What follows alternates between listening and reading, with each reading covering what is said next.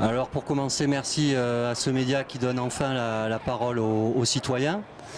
Et je vais justement en profiter puisqu'on est ici sur un quartier populaire qu'on appelle aussi politique de la ville, pour dire qu'il serait temps que les politiques qui sont censés nous représenter portent la parole de ces habitants-là et qu'on aborde enfin les réelles problématiques. Je suis énormément surpris que ce n'ait pas été un point central des discussions lors des élections. Le problème aujourd'hui, c'est par exemple le taux de chômage, qui est bien plus important que sur les autres quartiers de nos villes. Et pour vous donner un exemple, les 16-30 ans sont particulièrement impactés, alors que pour autant, ils sont diplômés, pour beaucoup d'entre eux, et qu'à 500 mètres de chez eux, il y a des entreprises qui recrutent. Et malheureusement, ces entreprises-là ne font pas le choix de la proximité et de donner la chance à ces jeunes.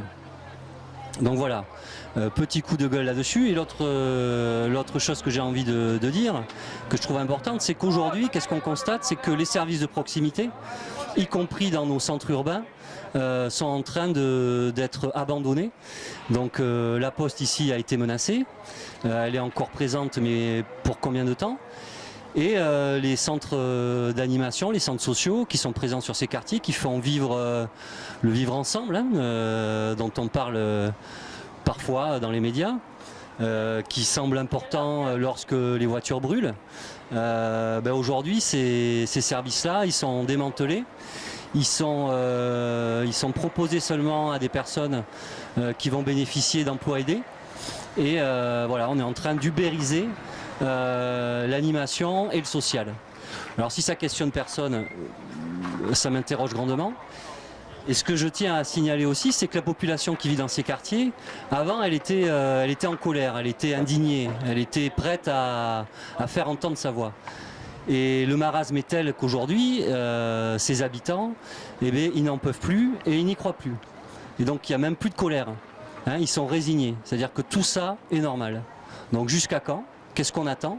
On nous a pris la tête au second tour sur le choix qu'il fallait faire, etc.